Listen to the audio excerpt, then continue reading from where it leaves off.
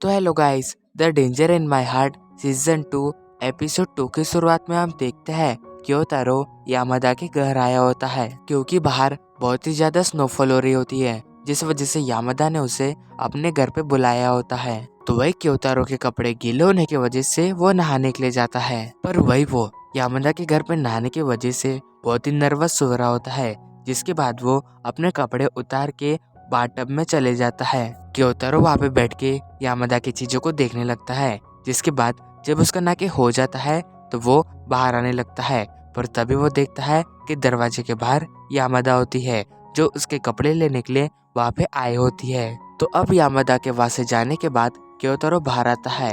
वो देखता है कि यामादा ने उसके लिए अपने कपड़े रखे होते हैं, पर तभी वो देखता है कि वहाँ पे उसकी अंडरवेयर नहीं होती है, जिसे देख के वो बहुत ही घबरा जाता है। तो अब यामादा के कपड़े पहनने के बाद क्योतारो बाहर आता है, पर तभी यामादा का डॉग उस पर भौंकने लगता है एंड तभी वहाँ पे एंट्री होती है यामादा की, जो बहुत ही क्यूट दिख रही होती है। एंड वह क्योतारो यामादा को इतने छोटे कपड़ों में देख के बहुत ही शर्मा रहा होता है, पर तभी हम देखते हैं कि यामादा का डॉग क्योतारो का पैंट खींचने लगता है और क्योतारो उसे रोक रहा होता है क्योंकि उसने अंडरवियर नहीं पहनी होती है। पर वह खुद को संभालते हुए क्योतारो यामादा के ऊपर गिर जाता है एंड वही वो यामादा के बहुत ही क्लोज होता है, जिसके बाद वो पीछे हटता है और यामादा से माफी मांगता है। तो अब आगे हम देखते कि यामादा कपड़े चेंज करके वहाँ पे आ जाती है क्योंकि उसे पता चल गया होता है कि क्योतारो उसे छोटे कपड़ों में देख के अनकंफर्टेबल हो रहा होता है। तो अब क्योतारो और यामादा खाना खाने के लिए बैठ जाते हैं। तो क्योतारो यामादा से कहता है, तुम्हें खाना बनाना आता है क्या? तो यामादा कहती है, हाँ मॉम जब भी बाहर होती है तो मैं घर पे खाना बना लेती हूँ, और तुम्हें पता है मैं हॉट पॉट बहुत ही अच्छे से बनाती हूँ, तो तुम्हें जब भी खाने का मन हो तुम यहाँ पे आ सकते हो। तो अब यामादा क्योतारो को एक एल्बम दिखाने लगती है जिसमें यामादा की बचपन की फोटोज होती है एंड वह क्योतारो यामादा की उन फोटोज को देख के बहुत ही खुश हो रहा होता है, और तभी उसकी नजर पियानो पे जाती है। तो वो कहता है, क्या तुम पियानो भी बजाती हो यामादा? तो यामादा कहती है, हाँ मैं पहले पियानो सीख रही थी लेकिन मैंने वो छोड़ दिया। मैंने पहले कई सारे चीजों को सीखने की कोशिश की लेकिन मैं कोई भी चीज अच्छे से नहीं सीख पाई, और तुम्हें पता है मैं जब भी कोई चीज को छोड़ के आती थी तो मॉम मेरे लिए हर बार घर में केक बनाती थी, लेकिन जब मैं बड़ी होने लगी तो मुझे रियलाइज होने लगा अगर ऐसा ही चलते रहा तो मैं कुछ नहीं सीख पाऊंगी। तो जिसके बाद मेरा एडमिशन तुम्हारे स्कूल में हुआ, लेकिन जब मैंने तुम्हें पहली बार देखा था तो तब मुझे तुम बहुत ही अच्छे लगे थे, जिसके बाद मैं तुम्हारे क्लोज होने लगी। पर उस समय मुझे लग रहा था कि मैं तुम्हें अपना दोस्त बनाने में जबरदस्ती कर रही हूँ, तो उस सब के लिए मैं तुमसे माफी मांगती हूँ। मैं चाहती हूँ कि तुम बस मेरे अच्छे दोस्त बने रहो। और ये कि यामादा बहुत ही रोने लगती है। तो यामादा को रोते हुए देख के क्योतारो उसे हक कर लेता है और कहता है, तुम रो मत, इसमें तुम्हारी कुछ भी गलती नहीं है, तुम तो बस सबको अपना दोस्त बनाना चाहती थी।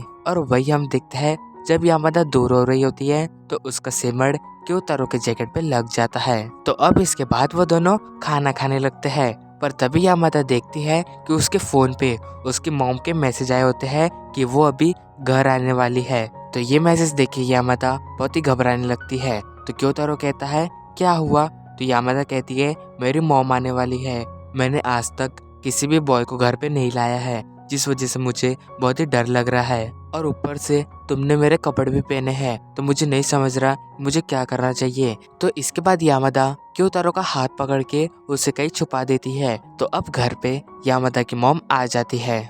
तो वही यामादा की मॉम किसी के जूते देख के यामादा से कहती है, कोई आया है क्या? तो यामादा हाँ में जवाब देती है।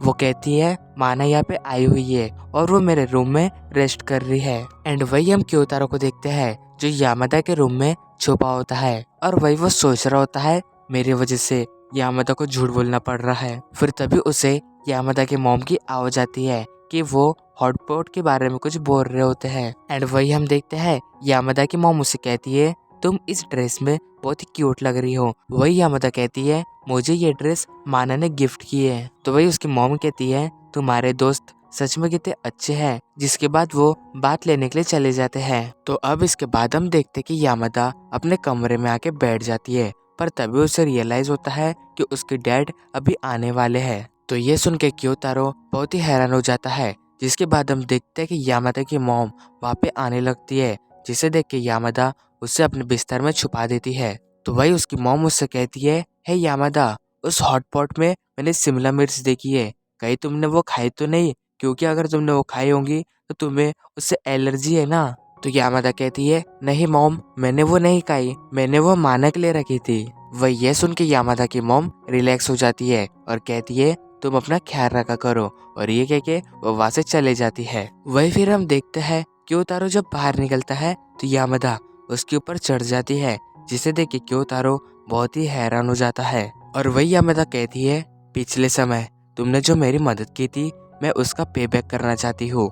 और ये कह के वो क्योतारो की क्लोज आने लगती है, पर तभी क्योतारो अपने फेस को कवर कर लेता है, जिसे देख के यामादा बहुत ही हैरान हो जाती है एंड उससे कहती है, तुम ये बात किसी को बताना मत।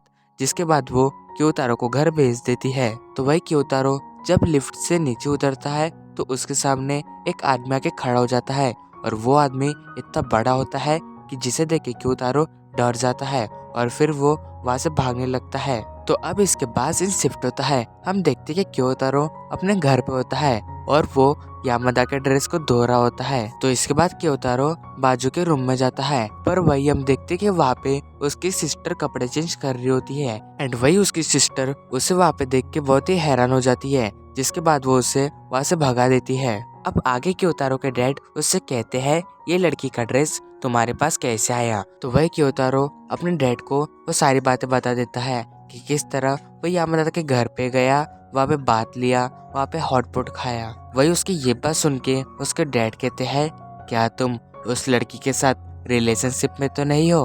तो क्योतारो कहता है, नहीं, वो बस मेरी फ्रेंड है, और ये कह के वो वहाँ से भाग जाता है। तो अब क्योतारो स्कूल में आता है, वही यामादा की फ्रेंड क्योतारो को देख के कहती है, तुमने अपनी पट्टी उतार दी? तो लगता है अब इस खुशी में मुझे यामादा से डम्पलिंग्स खिलाएंगी। तो यामादा उसकी ये बात सुन के उसे शांत रहने को कहती है, जिसके बाद वो क्योतारो के पास जाती है और उसे अपने हाथों को दिखाने को कहती है एंड वही यामादा जब उसके हाथों को देख रही होती है तो उसे उसके हाथों में डिफरेंस दिखाई दे रहा होता है। तो अब आगे वो दोनों अपने क्लास में जाके बैठ जाते हैं, जहाँ पे सर आके उनसे कहते हैं, तो इसके बाद अब तुम्हारी जिम क्लास होने वाली है। तो अब हम उन दोनों को कराटे क्लास में देखते हैं। तो वही यामादा अपने फ्रेंड से बात कर रही होती है, पर जैसे ही वो अपने ड्रेस को सूंघती है तो उसमें से बहुत ही गंदी स्मेल आ रही होती है एंड यामादा के फ्रेंड्स को भी उसके ड्रेस की स्मेल पसंद नहीं आती है। तो अब टीचर कहता है कि तुम सब अपनी फाइटिंग शुरू कर सकते हो, और ये कहते ही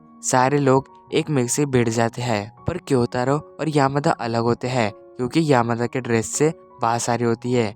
फिर क्योतारो यामादा के पास जाता है और उससे कहता है, क्या तुम मेरे साथ प्रैक्टिस करोगी? तो इसके बाद वो दोनों आपस में लड़ने लगते हैं, पर वही क्योतारो जोर लगाते हुए यामादा को पीछे धकेलने लगता है और यामादा एक दीवार के पास आके रुक जाती है। तो क्योतारो कहता है, अगर तुम किसी से लड़ रही हो तो तुम्हें अपनी पूरी ताकत के साथ लड़ना चाहिए। तो ये सुन के यामादा अपनी पूरी ताकत लगा देती है, जिससे क्योतारो पीछे सरकने लगता है और वही वो पीछे आते हुए गिर जाता है। तो यामादा कहती है, कैसी लगी मेरी ताकत? और ये कह के वो वहाँ से चले जाती है। तो अब आगे हम देखते कि क्योतारो कपड़े चेंज करके बाहर आता है, तो वही यामादा लाइब्रेरी जाने के लिए उसका इंतजार कर रही होती है, जिसके बाद वो दोनों लाइब्रेरी में जाके बैठ जाते हैं। तो वही यामादा उससे कहती है, तुम आज मुझसे ज्यादा बात क्यों नहीं कर रहे हो? तो क्योतारो उसे बताता है, मेरी आवाज सुबह से ही बैठी हुई है, जिस वजह से मैं तुमसे बात नहीं कर रहा हूँ। तो उसकी ये बात सुन के यामादा कहती है,